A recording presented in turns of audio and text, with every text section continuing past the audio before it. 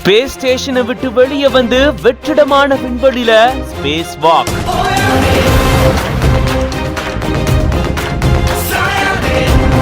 பச்சை உயிரை பிறக்க வச்சு சாதனை. மொத்த ஸ்பேஸ் ஸ்டேஷனையும் கட்டுக்குள் வைத்திருந்த Sunita Williams. We've had opportunities to do all sorts of science, spacewalks. It's varied and pretty awesome, actually, opportunity to do something different every single day. 9 மாதங்கள் ISSல நடந்தது என்ன? விரிவா இந்த வீடியோல பார்க்கலாம்.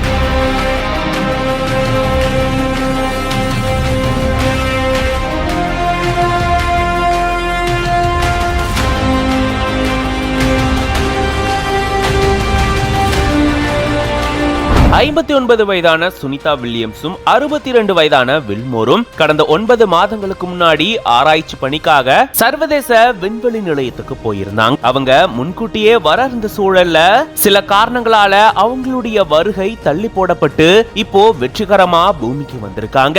இந்த நிலையில தான் 287 நாட்கள் கிட்டத்தட்ட 9 மாதங்கள் விண்வெளி சர்வதேச மையத்துல அவங்க என்னென்ன செஞ்சாங்க அப்படின்றத அவங்களே ஒரு வீடியோல விளக்கி இருந்திருக்காங்க. குறிப்பா விண்வெளி மையத்துல இவங்க ஸ்பேஸ் வாக் மேற்கொள்ளுவாங்க. அதாவது பராமரிப்பு மற்றும் சோதனை பணிகளுக்காக ஸ்பேஸ் வாக் மேற்கொள்ளப்படும். அது விண்வெளி மையத்துக்குள்ளேயும் இருக்கும். மையத்தை விட்டு வெளியே வந்து அங்கேயும் இந்த மாதிரியான பராமரிப்பு பணிகள்ல ஈடுபடுவாங்க. சுனிதா வில்லியம்ஸ் அவர்கள் கிட்டத்தட்ட 2 முறை ஸ்பேஸ் ஸ்டேஷனை விட்டு வெளியே வந்து தன்னுடைய பராமரிப்பு பணியிலும் ஈடுபட்டு இருந்திருக்காங்க.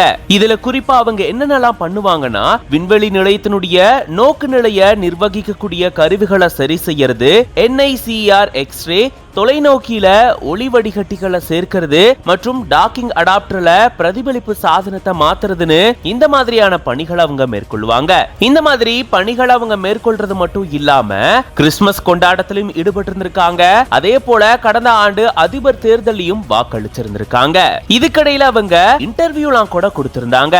அதன்படி பாத்தீங்கன்னா இவங்க பூமிய ஒரு நாளைக்கு 16 முறை சுத்தி வரதுனால 16 சூரிய உதயங்கள் மற்றும் அஸ்தமனங்களை இவங்க பார்க்கிறதுக்கான வாய்ப்பு இருக்கும் அப்படின்ற மாதிரியும் சொல்லியிருந்தாங்க. இப்படி அங்க இருக்கக்கூடிய பணிகளையும் மேற்கொண்டு பூமியில இவங்க செஞ்ச சில பணிகளையும் அங்கேயும் செஞ்சிருந்திருக்காங்க. இப்படிதான் 9 மாதங்கள் இவங்களுக்கு கடந்திருக்கு. இது பத்தின உங்களோட கருத்துக்களை கமெண்ட்ஸ்ல சொல்லுங்க. மேலும் பல செய்திகள்